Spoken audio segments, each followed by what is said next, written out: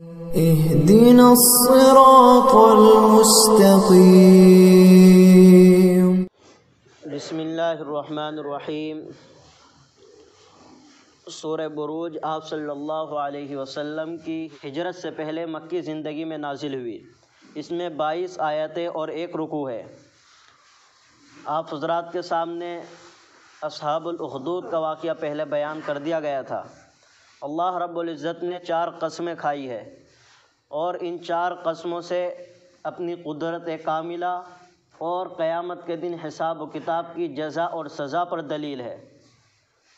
اور جمعہ اور عرفات کے دن یہ آخرت کے لیے ذخیرہ جمع کرنے کے بہترین دن ہیں، مبارک دن ہیں۔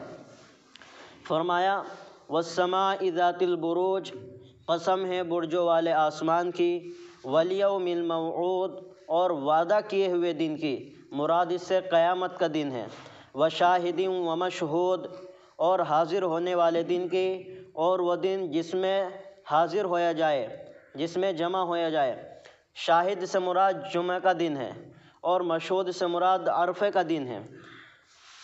ایک اس کا مطلب یہ ہے، آپ حضرات کو یاد ہوگا کہ کل اصحاب الاخدود کا واقعہ بتایا تھا اور ان لوگوں نے مسلمانوں پر ظلم کیا تھا، لیکن ان کا دنیا میں کوئی مقدمہ دائر نہیں ہوا تھا۔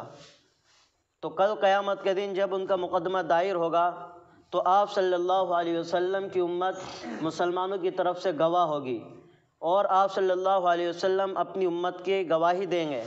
تو اس طرح سے ایک مراد یہ ہے، قتل اصحاب الاخدود النار ذات الوقود، کھائیوں والے ہلاک کر دیے گئے، وہ آگ جو بہت ایندھن والی ہے، یعنی بہت ساری ایندھن میں انہوں نے آگ لگا کر مسلمانوں پر ظلم کیا تھا۔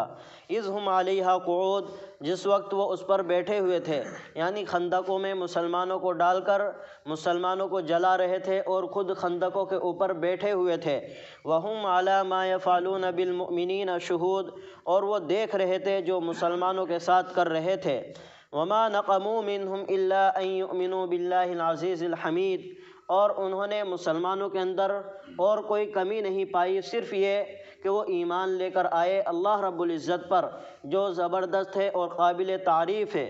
الذی لہ ملک السماوات والارض واللہ علی کل شیء شہید، اور اللہ ہی کی سلطنت ہے زمین اور آسمان میں اور اللہ تعالی ہر چیز کو دیکھ رہے ہیں۔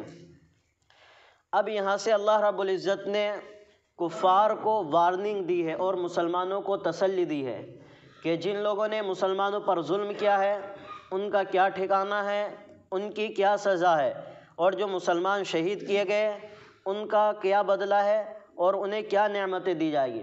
یہاں سے اللہ رب العزت نے فرمایا ہے ان الذین فتنوا المؤمنین والمؤمنات ثم لم یتوبوا فلہم عذاب جہنم ولہم عذاب الحریق، بے شک وہ لوگ جنہوں نے مسلمان مرد اور مسلمان عورتوں پر ظلم کیا پھر توبہ نہیں کی، یعنی بغیر توبہ کیے ہوئے مر گئے، فلہم عذاب جہنم، تو ان کے لیے جہنم کا عذاب ہے اور آگ کا عذاب ہے۔ ان الذین آمنوا وعملوا الصالحات لہم جنات تجری من تحتها الانہار، بے شک وہ لوگ جو ایمان لائے اور اچھے اعمال کیے ان کے لیے ایسے باغات ہیں جن کے نیچے نہریں جاری ہے، اور یہ بہت بڑی کامیابی ہے۔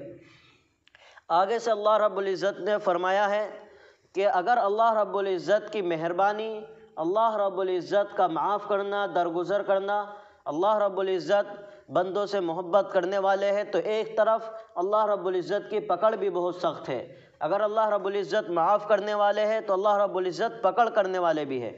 فرمایا ان بطش ربک لشدید، بے شک آپ کے پروردگار کی پکڑ بہت سخت ہے۔ انہ هو یبدئ ویعید، کہ تم یہ گمان کرتے ہو، یہ خیال کرتے ہو کہ اگر آج ہم نے مسلمانوں پر ظلم کیا ہے تو ہم سے کوئی انتقام نہیں لیا جائے گا، ہم کو مار کر دوبارہ زندہ پیدا نہیں کیا جائے گا، ایسا نہیں ہے۔ اللہ رب العزت پہلی مرتبہ بھی پیدا کرتا ہے اور وہ دوسری مرتبہ بھی پیدا کرے گا۔ انہ هو یبدئ ویعید، اللہ رب العزت ہی پہلی مرتبہ پیدا کرتا ہے اور وہی لوٹائے گا، یعنی دوسری مرتبہ پیدا کرے گا۔ وَهُوَ الْغَفُورُ الْوَدُودُ، یہاں سے اللہ رب العزت نے اپنی 4 صفات بیان فرمائی ہے۔ فرمایا کہ اللہ رب العزت بہت زیادہ محبت کرنے والے ہیں اور بہت زیادہ بخشنے والے ہیں، اور اللہ رب العزت عرش کے مالک ہے، بزرگی والے ہیں۔ فرمایا وَهُوَ الْغَفُورُ الْوَدُودُ، اللہ رب العزت بخشنے والے ہیں اور محبت کرنے والے ہیں اور عرش کے مالک ہے اور بزرگی والے ہیں۔ فعال لما یرید، اللہ رب العزت کو کسی چیز کے کرنے کے لیے کسی اسباب اور کسی آلے کی ضرورت نہیں ہوتی، کسی سے مشورہ اور کسی سے حکم لینے کی ضرورت نہیں ہوتی، بلکہ اللہ رب العزت جب جو کچھ چاہتا ہے تو اللہ رب العزت اس چیز کے لیے کن کہتا ہے، وہ چیز وجود میں آ جاتی ہے۔ فرمایا فعال لما یرید، اللہ رب العزت جو چاہتے ہیں وہ کرتے ہیں۔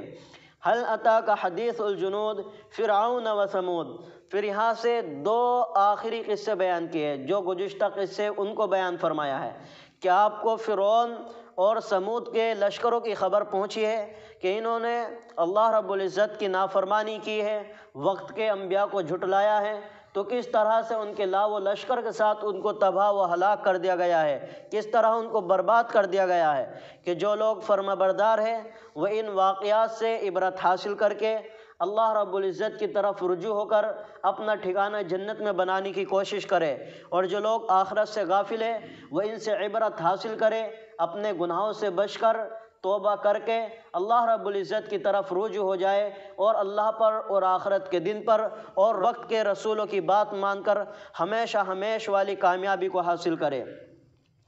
بل الذین کفروا فی تکذیب، بلکہ ان لوگوں نے کفر کیا ہے اور وہ تکذیب میں ڈٹے ہوئے ہیں، یعنی جب اللہ کے رسول کی کوئی بات ان کے سامنے آتی ہے تو وہ اس کو جھٹلاتے ہیں۔ واللہ من ورائہم محیط، اللہ رب العزت ہر طرف سے ان کو گھیرے ہوئے ہے۔ اگر وہ خیال کرتے ہیں کہ آج ہم دنیا کے اندر قرآن کو جھٹلا کر، رسول اور پیغمبروں کی بات کو جھٹلا کر پھر ہم آرام سے چین کی زندگی گزاریں گے، حالانکہ ایسا نہیں ہے۔ آج اللہ رب العزت نے تم کو ڈھیل دے رکھی ہے، اللہ رب العزت چاروں طرف سے ہر طرف سے تمہارا گھیرا کیے ہوئے ہے، اللہ رب العزت کی پکڑ سے تم بچ نہیں سکتے۔ اگر آج مہلت دی جا رہی ہے تو یہ تمہارے سدھرنے اور تمہارے سنبھلنے کے لیے تمہیں مہلت دی جا رہی ہے۔ ایک وقت آئے گا کہ جب اللہ رب العزت کی پکڑ تمہارے اوپر آئے گی تو پھر اللہ رب العزت کی پکڑ سے کوئی نہیں بچ سکتا۔ واللہ من ورائہم محیط، یہاں پر ایک بات اور یہ سمجھے، ورا ان کے معنی آتے ہیں پیچھے کے، تو اللہ رب العزت تو ہر جانب ہے، ہر سمت ہے، تو اس لیے اگر کوئی ترجمہ پڑھے یا کوئی تفسیر پڑھے واللہ من ورائہم کا ترجمہ پیچھے سے نہ کرے، یہاں سے ترجمہ کریں گے کہ اللہ رب العزت ہر جانب سے ان کو گھیرے ہوئے ہیں۔ اللہ رب العزت کے لیے کوئی جہت نہیں ہے، اللہ رب العزت ہر جگہ بلا مکان موجود ہے۔ اللہ رب العزت ہر جگہ، یہ جملہ یاد رکھیے، اللہ رب العزت ہر جگہ بلا مکان موجود ہے، ہر جگہ موجود ہے لیکن اللہ رب العزت کا کوئی مکان، کوئی زمان نہیں ہے۔ پھر آگے سے قرآن کریم کی عظمت کو بیان کیا ہے کہ قرآن کریم تمہارے سامنے پڑھا جاتا ہے، تم قرآن کریم کی حقانیت اور قرآن کریم کی صداقت کو جھٹلاتے ہو۔ یہ قرآن کریم جس واسطے سے پہنچا ہے وہ واسطہ بھی بڑا متبرک اور بالکل امانت دار ہے، اور جس ذات آپ صلی اللہ علیہ وسلم پر نازل ہوا، آپ صلی اللہ علیہ وسلم کی ذات بھی امانت دار ہے۔ اس قرآن کریم کے اندر کوئی کمی بیشی، کوئی تبدیلی نہیں ہو سکتی۔ فرمایا بل ہوا قرآن مجید، یہ قرآن بزرگی والا ہے، فی لوح محفوظ، جو لوح محفوظ میں تختیوں کی شکل میں موجود ہے۔ اس طرح سے اللہ رب العزت نے اس مضمون کو سمجھایا ہے کہ اگر قرآن کریم کو تم مان لو گے، قرآن کریم کی ہدایت پر عمل کرو گے تو تمہاری دنیا میں بھی تم کو کامیابی ملے گی اور آخرت میں بھی کامیابی ملے گی۔ اللہ تعالی ہم سب کو قرآن کریم کے احکام پر عمل کرنے کی توفیق عطا فرمائے۔